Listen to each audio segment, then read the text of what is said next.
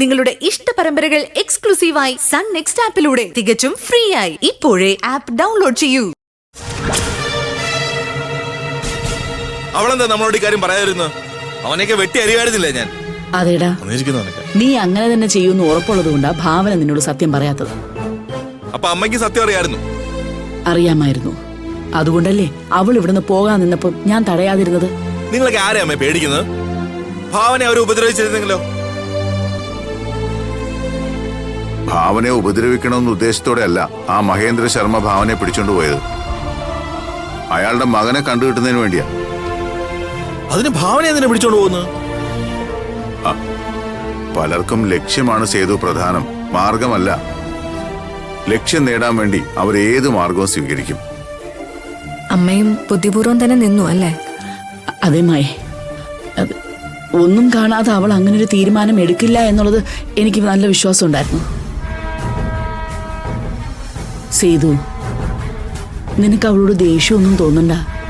അവളേക്കാൾ അവൾ സംരക്ഷിക്കാൻ നോക്കുന്നത് നിങ്ങളെയൊക്കെയാണ്. ഇല്ലെങ്കിൽ പിന്നെ നിങ്ങളെയൊക്കെ ഇറക്കാൻ കോടതിയിലും ജയിലിലും ഒക്കെ അവള് തന്നെ വരേണ്ടി വരും. അമ്മ പറഞ്ഞു ശരിയാ, ഒരുപാട് അനുഭവങ്ങൾ നമുക്കുള്ളതാണല്ലോ.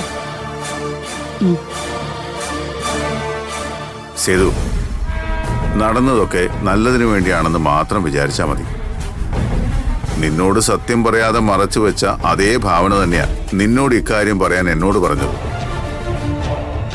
ഇനി ആ മഹേന്ദ്ര ശർമ്മയും അയാളുടെ ഭാര്യയും കാണാനും സംസാരിക്കാനും ഞാനും നീയും കൂടി സൂര്യയ്ക്കും ഭാവനയ്ക്കൊപ്പം പോണം.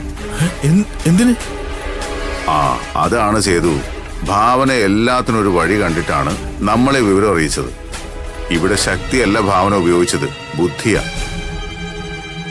മിക്കവാറും നാളെ തന്നെ നമുക്ക് പോകേണ്ടി വരും. സേതോട്ടാ, പോകുന്നൊക്കെ കൊള്ളാം, ഒരു പ്രശ്നം ഉണ്ടാക്കരുത്. അത് ഞാൻ നോക്കിയോളാം അമ്മേ. സേതു, അങ്ങനെ എന്തെങ്കിലും ഉദ്ദേശം ഉണ്ടെങ്കിൽ നീ വരണമെന്നില്ല. അതെ,